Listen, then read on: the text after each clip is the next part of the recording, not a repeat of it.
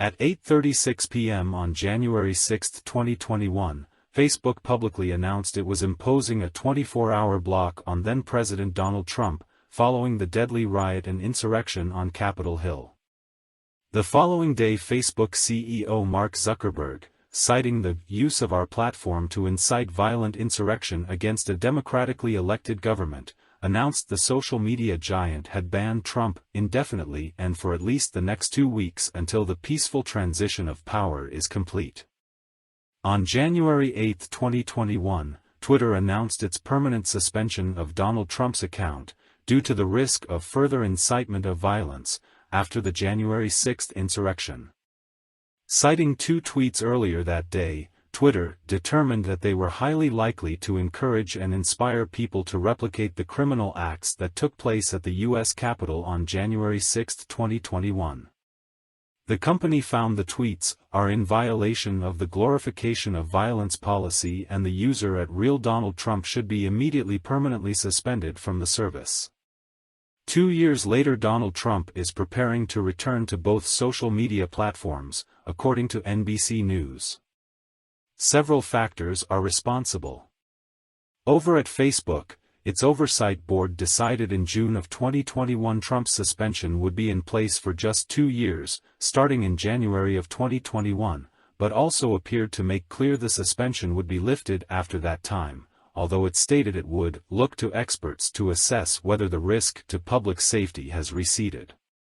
When the suspension is eventually lifted, Facebook's oversight board said at the time, making clear the suspension would be lifted when, and not if, there will be a strict set of rapidly escalating sanctions that will be triggered if Mr. Trump commits further violations in future, up to and including permanent removal of his pages and accounts. The company has not yet made any decision public, but is expected to do so soon.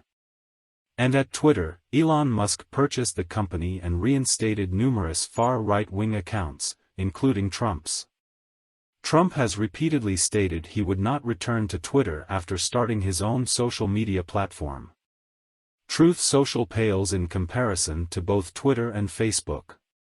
With access to his Twitter account back, NBC News reports, Trump's campaign is formally petitioning Facebook's parent company to unblock his account there after it was locked in response to the U.S. Capitol riot 2 years ago. The Trump campaign is urging Meta, Facebook's parent company, to allow him to return. We believe that the ban on President Trump's account on Facebook has dramatically distorted and inhibited the public discourse, Trump's campaign wrote in its letter to Meta on Tuesday, according to a copy reviewed by NBC News. Tech policy press editor Justin Hendricks notes the letter to Meta comes on the same day a J6 committee draft report detailed how he used social media to incite an insurrection. Meta says it will announce a decision in the coming weeks in line with the process we laid out. NBC News, citing 2 anonymous Trump confidants, reports, Trump has sought input for weeks about hopping back on Twitter and that his campaign advisors have also workshopped ideas for his first tweet.